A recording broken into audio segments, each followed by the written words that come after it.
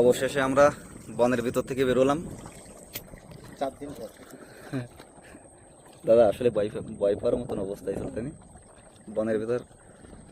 এখান দিয়ে আমরা বেরোইছি, এখান দিয়ে আমরা বনের ভিতর পথ হারাই গেছিলাম।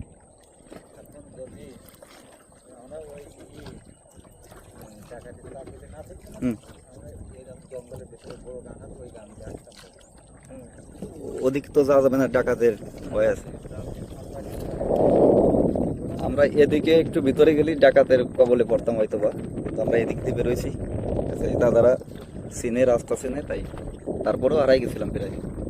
আমরা এখন সুন্দরবনের ভিতরে নদীতে আছি। ইউনিক একটা পোকা দেখেন। পোকা লাগছে?